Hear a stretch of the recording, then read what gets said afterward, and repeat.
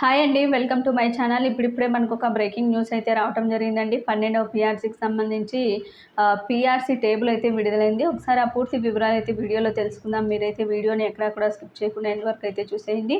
Video నచ్చినట్లయితే తప్పకుండా like చేయండి, షేర్ చేయండి.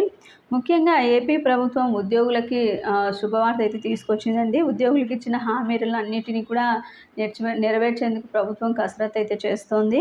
ముఖ్యంగా మెరుగైన పీఆర్సీ ఇవ్వనున్నట్టయితే సమాచారం. ఈ నెలాఖరులో అన్ని ఉద్యోగ సంఘాలతో అయితే ప్రభుత్వం చర్చించి కీలక నిర్ణయం తీసుకునే అవకాశం అయితే కనిపిస్తుంది. ముఖ్యంగా ఐఆర్కి సంబంధించి కూడా సమావేశాల అనంతరం చర్చించి నిర్ణయం తీసుకుంటారని అయితే తెలుస్తోంది. ఇక నిన్నటి నుంచి ఏపీ అసెంబ్లీ సమావేశాలు అయితే మొదలయ్యాయండి.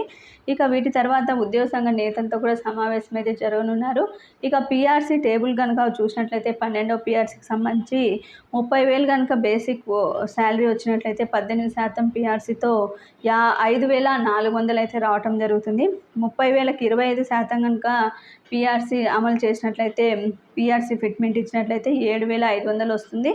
అదేవిధంగా 30,000 శాలరీకి 30% కనుక పీఆర్సీ ఇచ్చినట్లయితే 9,000 అయితే రావటం జరుగుతుంది. 30,000కి 35% పీఆర్సీ ఫిట్మెంట్ ఇచ్చినట్టయితే 10,500 అయితే వస్తుంది.